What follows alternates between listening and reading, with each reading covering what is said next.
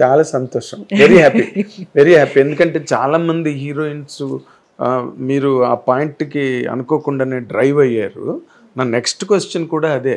చాలామంది హీరోయిన్స్ ఇవతల married personal life professional లైఫ్ని రెండింటిని బ్యాలెన్స్ చేయలేక అయితే ప్రొఫెషనల్లో ఫెయిల్ అవుతారు, మ్యారేజ్ చేసుకుని అదృశ్యం అయిపోతారు, లేదా పర్సనల్ లైఫ్ దెబ్బతింటుంది, విడాకుల వరకు వెళ్ళిపోతారు. And too much of disturbance. Like ఇప్పుడు మన సీత గారు మీ ముందు అటువంటి క్యారెక్టర్లు చేసేవారు. సీత మేడం ఆవిడ అన్ని సంసారపక్షమైన క్యారెక్టర్లు, పేరుకు తగ్గట్టుగా. కానీ ఆవిడ లైఫ్ కూడా అట్లానే. సో మీరు how could you balance this two అండి? యువతల ఎలా ఉంటుందంటే, మా ఇంట్లో ఎలా ఉంటుందంటే, ఇప్పుడు ఇంటర్వ్యూ అయిపోయిన తర్వాత మీరంతా ప్యాక్ చేసుకుని వెళ్ళిపోయిన తర్వాత, ఇప్పుడు మా ఆయన మిమ్మల్ని కలిసే వెళ్ళారు బయటికి. మీరు ఆయన వచ్చే ముందు వెళ్ళిపోవచ్చు, లేకపోతే ఉండొచ్చు, చెప్పలేం. సరే వచ్చిన తర్వాత ఓకేనండి బాగా వచ్చిందా ఇంటర్వ్యూ అదేది మాట్లాడుకుంటారు, మీరు వెళ్ళిపోతారు కదా, తిని వెళ్ళిపోద్ది. ఉండేది నేను, నా మేడ్, నా కూతురు ఇప్పుడు వస్తుంది ఒక హాఫ్ అన్ అవర్లో. నేను మా ఆయన ఇదే ఈ ఇంటర్వ్యూ గురించి ఒక క్వశ్చన్ మాట్లాడుకోండి మీ ఇద్దరు. ఆయన షూట్ చేసి ఇంటికి వచ్చారంటే అక్కడ బయట వదిలేయాలంతే. లోపలికి వచ్చినప్పుడు విజ్జి, రిధిమా, నివాస్, ఇది వరకే మాట్లాడుకోవాలి.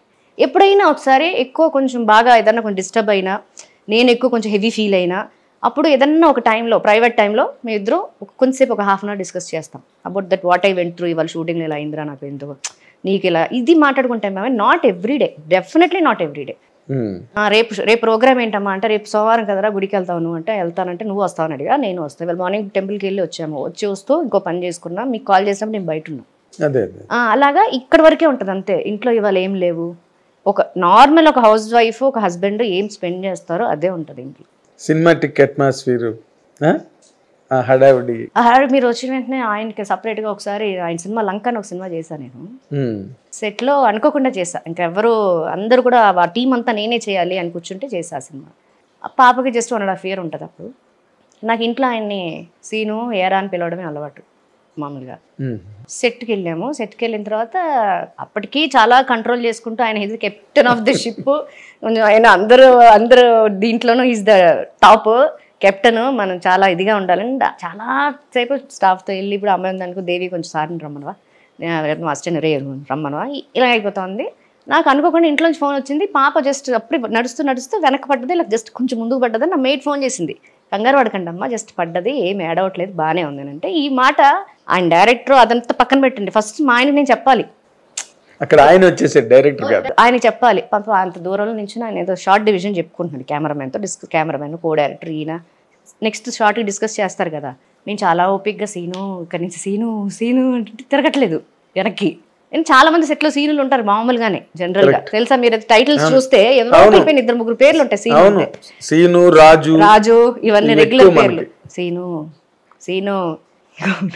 నేను చెప్పాలి ఇప్పుడు అర్జెంటుగా, రే అన్నాను. ఇక ఏంటమ్మా ఏంటి అన్నారు, రా అన్నారు. వచ్చిందంటే ఇలాగంటే అవునా అంత ఓకేనా మళ్ళీ ఆయన వెళ్ళిపోయిన తర్వాత ఎగ్జిక్యూటివ్ ప్రొడ్యూసర్ పక్కకు పిలిచాను నన్ను. పక్కకు పిలిచి, మేడం మాకు ఆయన కెప్టెన్ ఆఫ్ ది షిప్ ఈ సెట్కి, ఆయన మా గురువు, మా దైవం, మీరు ఒరే అని పిలిచారు. ఎవరంటే, మీకు గురువు దైవం, ఆయనకు మా ఆయన పడిపోయింది నా కూతురు, ఎవరికి చెప్పాలి అంటే, సారీ మేడం మీతో మేము మాట్లాడలేదు పక్కకు పోయారు. సో అట్లా ఆర్టిఫిషియాలిటీ ఎట్లా వస్తుంది? ఇప్పుడు నేను సడన్గా ఇంట్లోంచి నేను ఇద్దరం ఒకేసారి షూటింగ్కి వెళ్తున్నాము. వెళ్ళినప్పుడు ఆయన సెట్లో డైరెక్టర్గా ఆయనకు ఉండే రెస్పెక్ట్ ఆబ్వియస్లీ ఉంటుంది. As an artist I also have a respect towards him as a director. Of course yes, he also has a very big respect on me. But పర్సనల్గా వచ్చేసరికి అక్కడ కూడా సడన్గా డైరెక్టర్ గారు, నివాస్ గారు, ఎందుకంటే యాక్టింగ్ నాకు రాదు, నాకు కెమెరా ముందు పెడితే తప్ప యాక్టింగ్ రాదు, ఇంటర్వ్యూస్లో కూడా నాకు యాక్టింగ్ రాదు. అదే ఇప్పుడు చక్కగా ఏదో ఇంట్లో కూర్చుని ఇంటర్వ్యూస్ లో కూడా యాక్టింగ్ రాదు, సెట్కి వెళ్తే వస్తుంది. చెప్తున్నప్పుడు అప్పుడు ఏం జరిగిందంటేనండి అని ఒక బిల్డప్ అలా లేదు, మామూలుగా గల్లిబుల్గా ఒక హౌస్ వైఫ్ ఎలా మాట్లాడుతుందో అలా మాట్లాడుతున్నారు మీరంతే.